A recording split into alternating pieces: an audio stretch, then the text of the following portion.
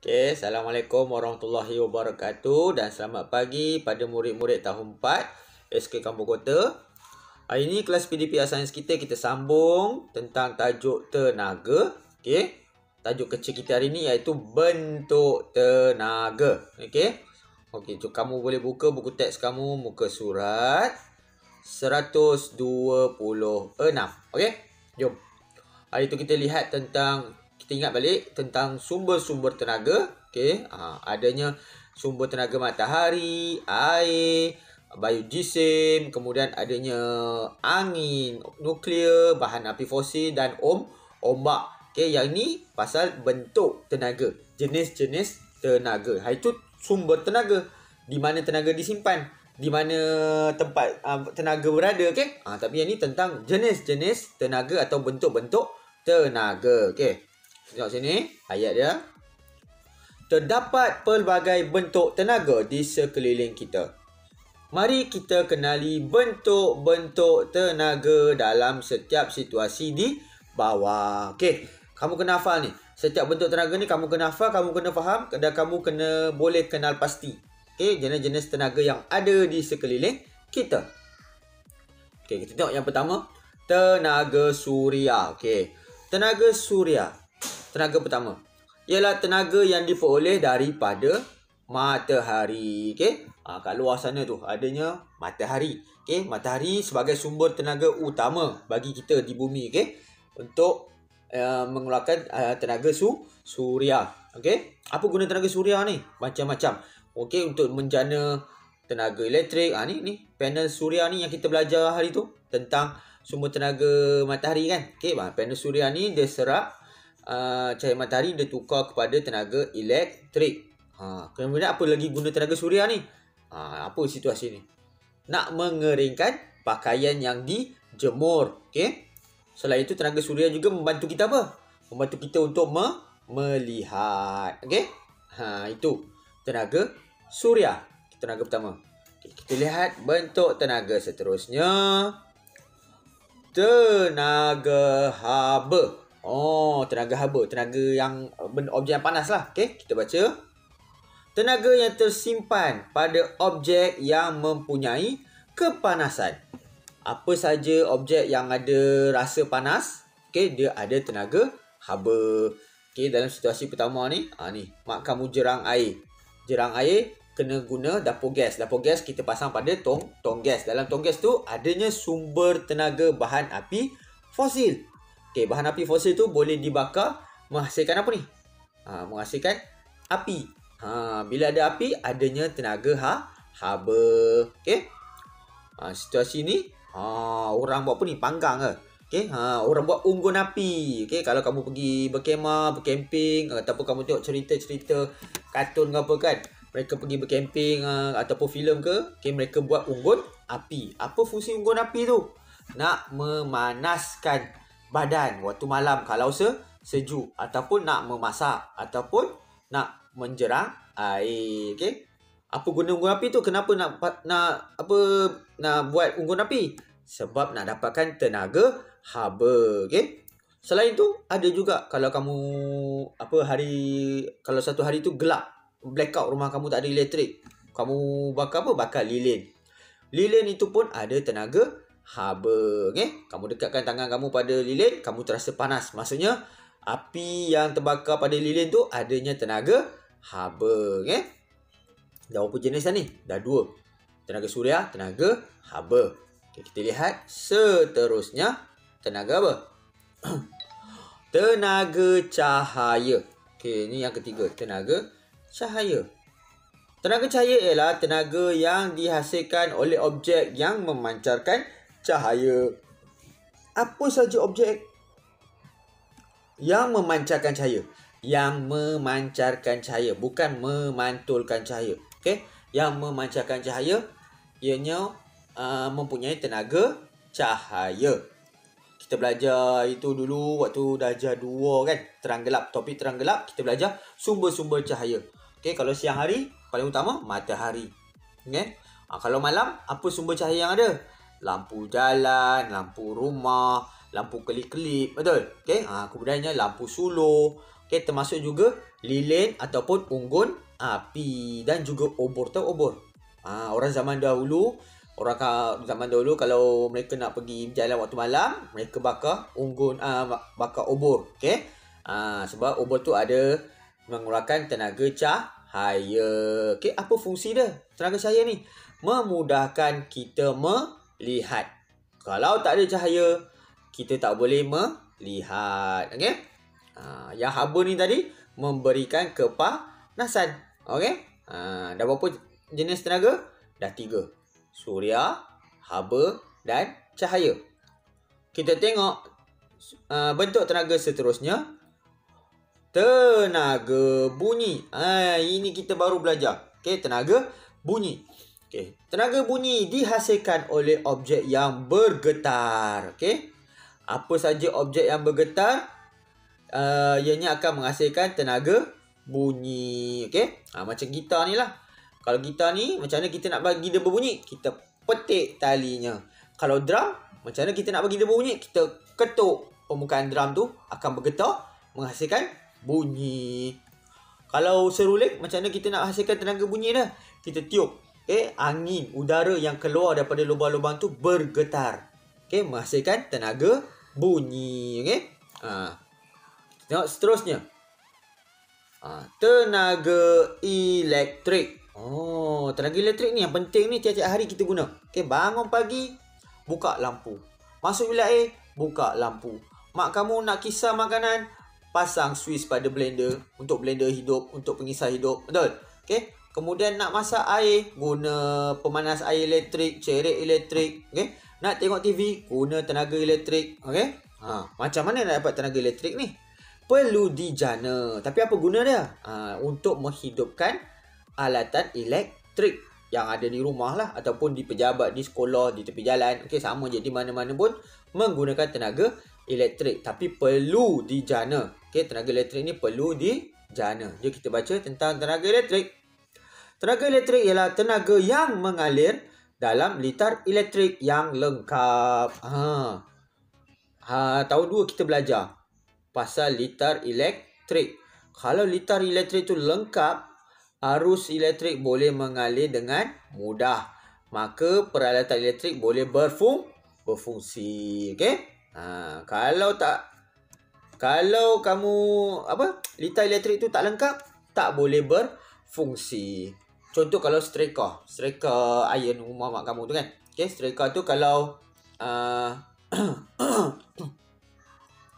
kalau striker tu wayarnya rosak kan. Maksudnya arus elektrik tak boleh nak mengalir. Jadi alat elektrik tu tak boleh berfungsi dengan baik. Okey? Jom kita tengok maksud seterusnya untuk bentuk tenaga yang seterusnya. Okey.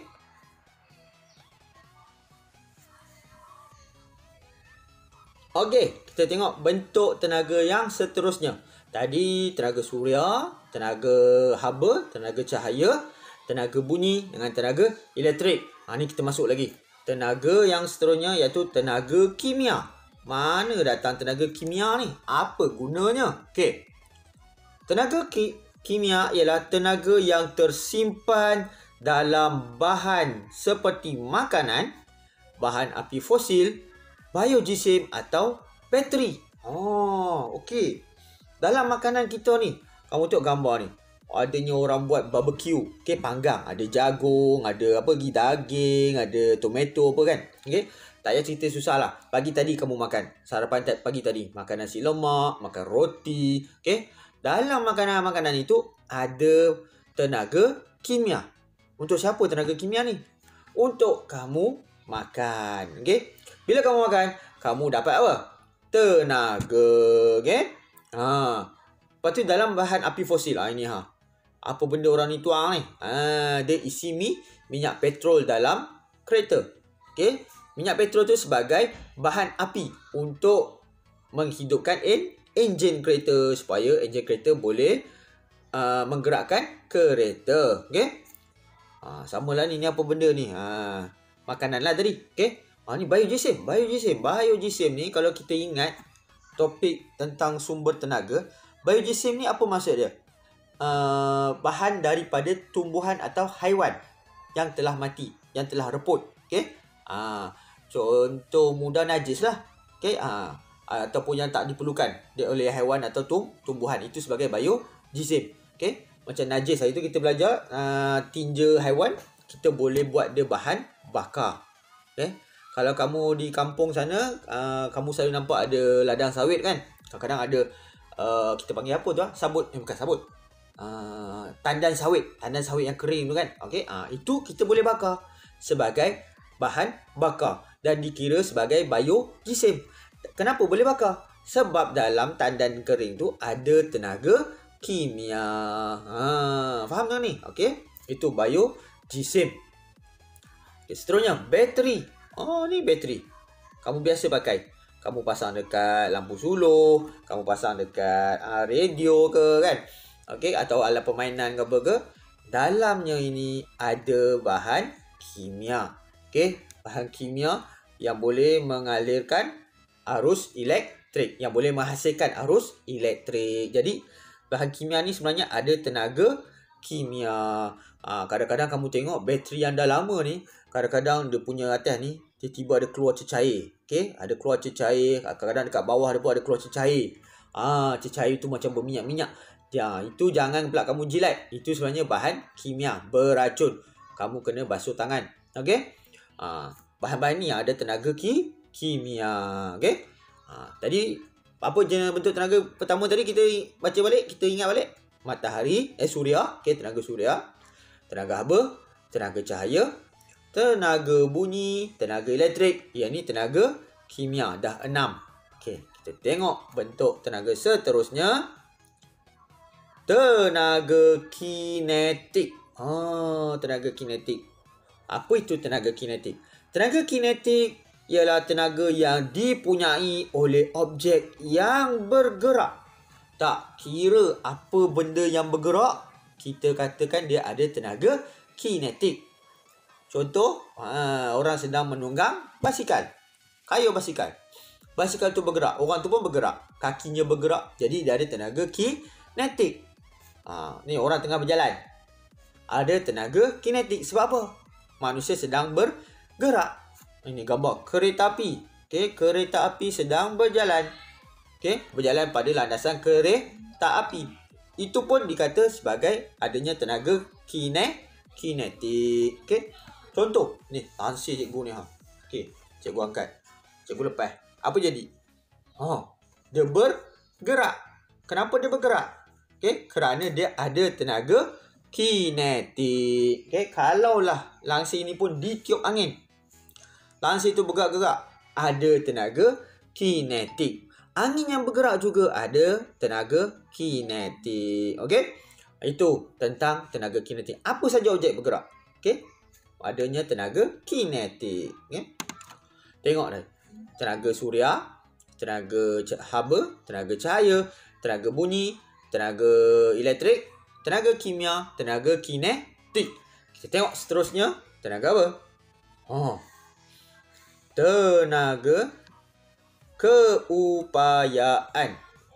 Apa itu tenaga keupayaan? Okey, kita baca. Tenaga keupayaan ialah tenaga yang tersimpan pada objek yang berada pada suatu kedudukan yang tinggi. Dia berada pada suatu ketinggian, diregangkan atau dimampatkan. Okey, ini cerita dia. Tenaga keupayaan ni objek yang berada pada suatu ketinggian, diregangkan atau dimampatkan. Okey, contoh. Cikgu ambil ni Okey, cikgu ada gunting. Okey, gunting. Okey, ni gunting Gunting ni cikgu letak pada kedudukan yang rendah. Bila rendah, cikgu jatuhkan. Cuba dengar. Lagi sekali. Cuba dengar. Okay. Itu pada ketinggian yang rendah. Kalau cikgu angkat lagi tinggi, apa bunyi dia? Apa jadi? Bunyinya lagi kuat. Kenapa?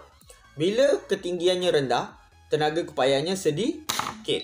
Tapi kalau ketinggian dia tinggi, tenaga keupayanya bertambah. Sebab tu dia bunyi lagi kuat. Okey? Okey. Itu berkaitan ketinggian. Kalau diregangkan ni, apa cerita diregang ni? Okey, contoh kalau kamu ada pemadam. Gelang getah, kamu ada gelang getah. Cuba kamu tarik. Makin kamu tarik, makin kamu rasa apa? Dia makin nak kembali ke bentuk asal. Itu menunjukkan dia ada tenaga keupayaan untuk kembali ke bentuk asal. Itu getah. Okey. Dimampatkan. Contoh kalau span. Kamu picit span. Span tu jadi mampat. Tapi kamu rasa lama-lama dia nak keluar balik. Dia nak ke bentuk asal balik. Dia tolak balik tangan kamu kan. Itu pun menunjukkan dia ada tenaga keupayaan. Kamu ambil pemadam. Cuba kamu tekan dia. Bengkokkan dia. Dia nak tolak balik tangan kamu. Okay? Sebab kamu mampatkan dia, dia nak tolak balik. Maksudnya dia ada tenaga keupayaan. Jadi tenaga keupayaan ni tersimpan pada objek yang macam mana? Objek yang berada pada ketinggian, sesuatu ketinggian, atau objek yang diregangkan, atau objek yang dimampatkan. Okey? Ataupun yang ketinggian ni, cuba kamu masuk bilik air, kamu mandi. Guna air hujan kan? Kamu rasa selesa. Kan? Tak rasa sakit. Cuba kamu pergi mandi di air terjun, duduk bawah air terjun. Kamu rasa apa? Sakit. Sebab apa? Airnya jatuh dari ketinggian yang tinggi. Dia banyak tenaga keupayaan. Okey. Itu menunjukkan air di air terjun mempunyai tenaga keupayaan yang sangat banyak. Okey. Dah berapa dah bentuk tenaga? Okey, tadi tenaga suria, tenaga haba, tenaga cahaya, tenaga elektrik, tenaga bunyi, okey. Tenaga apa ni tadi? Kimia, okey. Tenaga kinetik, tenaga keupayaan. Dah 8. Tengok seterusnya yang terakhir. Tenaga nuklear. Okey. Tenaga nuklear ialah tenaga yang terkandung dalam bahan nuklear seperti uranium. Okey. Uranium ni sejenis batuan beracun, batuan berradioaktif, okey, yang banyak sangat tenaga. Okey, dia mudah meletup. Itu cikgu dah terangkan pasal logi nuklear. Jana kuasa nuklear. Okey. Uranium ni dia radioaktif, dia beracun, tapi dia mudah menghasilkan tenaga yang sangat banyak. Okey. Jadi apa benda tenaga yang ada pada uranium tu kita panggil dia sebagai tenaga nuklear. Jadi kat sini kamu kena hafal ke semua 9 bentuk tenaga tadi. Okey. Cikgu harap kamu faham dengan bentuk-bentuk tenaga ni. Okay, kamu boleh pergi dekat dapur rumah kamu. Kamu boleh tengok kat luar. Kamu boleh tengok di persekitaran tentang bentuk-bentuk tenaga yang ada di sekeliling kamu. Okay. Kita jumpa lagi kelas kita di lain masa. Okay. Assalamualaikum warahmatullahi wabarakatuh. Okay. Bye.